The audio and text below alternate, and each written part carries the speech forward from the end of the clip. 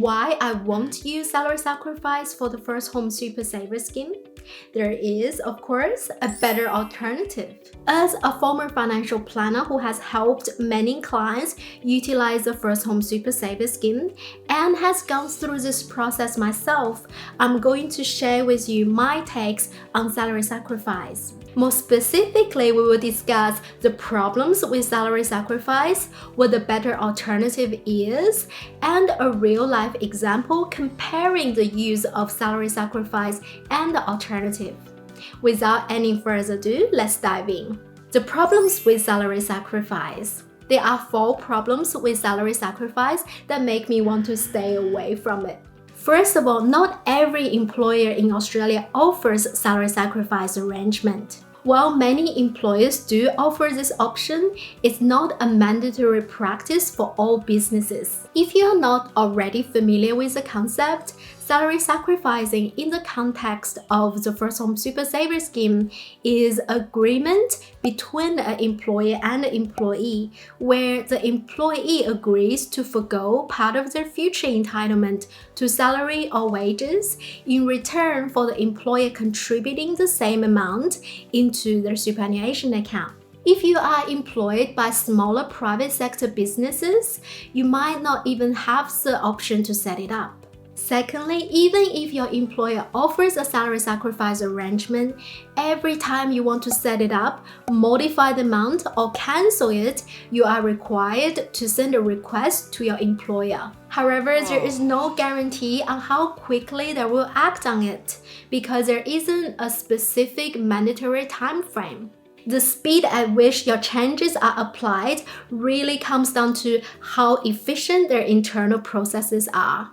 The third problem, salary sacrificing only applies to future earnings, not past salary or funds already sitting in your bank account. Did you know that if you have already done the work to earn a bonus, but didn't set up a salary sacrifice arrangement beforehand, it's already too late to apply it to that bonus? Once the work is done without a prior arrangement, the opportunity for salary sacrifice sails away, even if the money hasn't hit your bank account yet.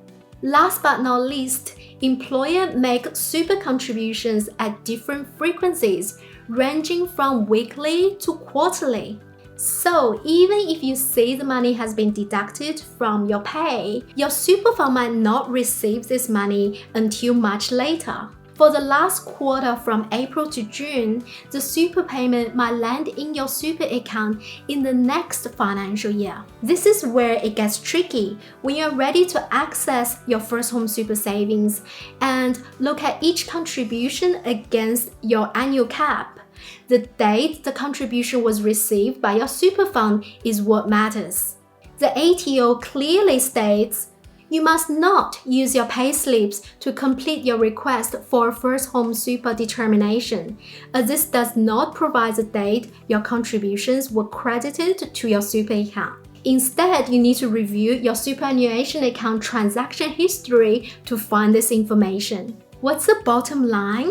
Relying on salary sacrifice means you are at the mercy of your employer's policies, the efficiency of their internal processes, and ultimately you have much less control over the amount that lands in your first home super saver scheme in any given financial year. This is especially crucial if you are trying to hit the 15,000 cap precisely. It can turn into a complex puzzle if not downright impossible, because not every dollar of your salary sacrifice can fall squarely in the financial year you want.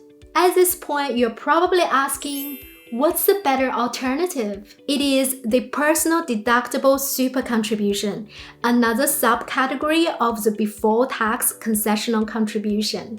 It involves 2 steps. Step 1, making a transfer from your bank account to your super. Step 2, completing a notice of intent to claim tax deduction. Depending on your age and work situation, determining your eligibility for such contribution could take you 2 seconds or 20 minutes. A simplified overview is as follows. Number 1. If you are between age 18 and 67, regardless of your work status, you can make a personal contribution and claim a tax deduction on it. You are all good to go. Number 2. If you are under 18 at the end of the financial year in which you made a contribution, you can only claim a deduction for your personal super contributions if you are also earned income as an employee or business operator during the year. Number 3. If you are over 67, it gets a bit complicated. A personal contribution can only be claimed as a tax deduction where it is made on or before the 28th day after the end of the month in which you turn 75. On top of that, you need to satisfy a work test or work test exemption. The government can't resist giving these rules a little shuffle now and then. As of March 2024, we haven't seen any upcoming changes announced. However, this could change, so whenever you're watching this video, please make sure you check the description below for any updates. I'll keep you informed with the latest development as they unfold. Isn't this a great reason to subscribe?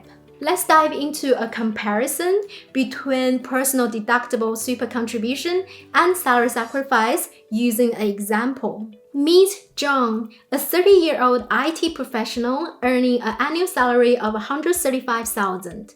Halfway through FY24, he stumbles upon the First Home Super Saver Scheme and decides to catch up by contributing $15,000 to his super in FY 2024. Disclaimer: this video is for educational purpose only and is not financial advice. The example is simplified to highlight specific principles or strategies. Remember, even if your situation seems similar, it's crucial to conduct thorough research or seek personalized advice before applying these concepts. For personal deductible contributions, John simply transfers $15,000 from his bank to his super and submits a notice of intent for a tax deduction. There are some traps associated with the completion of the notice of intent to claim a tax deduction. I'll dedicate an entire other video to explain this, but I find the best way to avoid mistakes is to lodge a notice of intent to claim tax deduction immediately after you make the transfer from your bank account to your super, and make sure you receive an acknowledgement letter from your super fund. I also like to double check that the 15% tax has already been deducted by the super fund to ensure that the super classifies this contribution correctly as before tax concessional contribution. If you transfer funds in installments,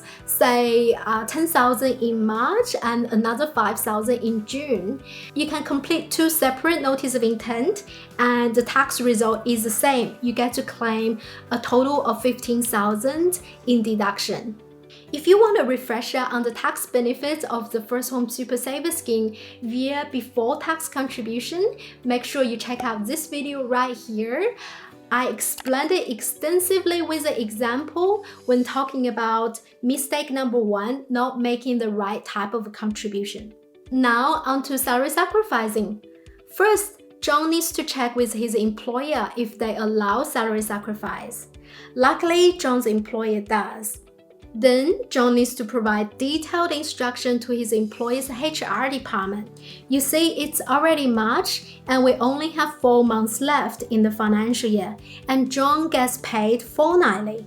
So he needs to calculate how much to salary sacrifice each fortnight for the remainder of the financial year. Oh wait, it takes 2 weeks from the date he informs his employer for the salary sacrifice arrangement to take effect. He needs to account for those in his calculations too. If down the track John changes his mind and wants to modify the amount, he needs to go through this process again, and the calculation becomes even more complicated.